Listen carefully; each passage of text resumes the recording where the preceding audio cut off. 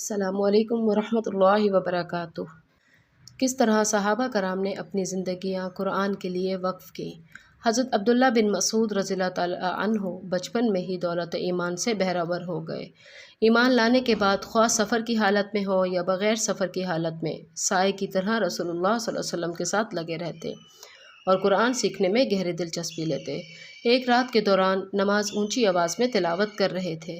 رسول اللہ صلی اللہ علیہ وسلم مسجد میں تشریف لائے اور کھڑے ہو کر تلاوت سنتے رہے۔ پھر صحابہ کرام کی طرف متوجہ ہو کر فرمایا، جسے یہ بات پسند ہو کہ وہ قرآن مجید کو اسی لہجے میں پڑھیں جس میں وہ نازل ہوا ہے تو وہ عبداللہ بن مسعود رضی اللہ تعالیٰ عنہ کی قرأت کا انداز اپنائے۔ قرآن فہمی کے بارے میں حضرت عبداللہ ابن مسعود رضی اللہ تعالیٰ عنہ فرمایا کرتے تھے، اس اللہ کی قسم جس کے علاوہ کوئی دوسرا الہ نہیں، اسی کے فضل و کرم سے مجھے قرآن پاک کی ہر آیت کے بارے میں علم ہے کہ وہ کہاں نازل ہوئی اور اس کا شان نزول کیا ہے۔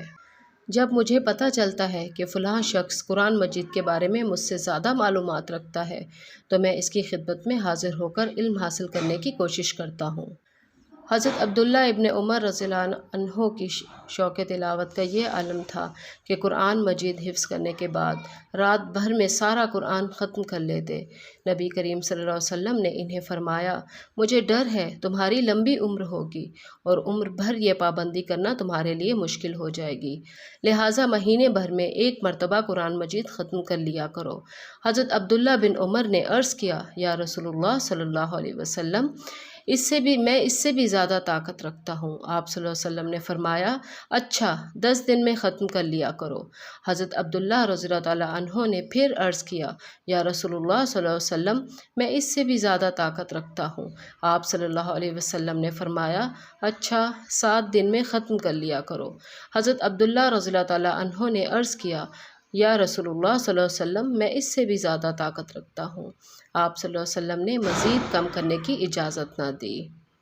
حضرت اکرمہ رضی اللہ تعالیٰ عنہ ایمان لانے کے بعد دن رات قرآن مجید کی تلاوت میں مشغول رہتے، قرآن مجید اپنے چہرے پر رکھ لیتے اور فرماتے، میرے رب کی کتاب، میرے رب کا کلام، اور پھر خشیت الہی سے رونے لگتے۔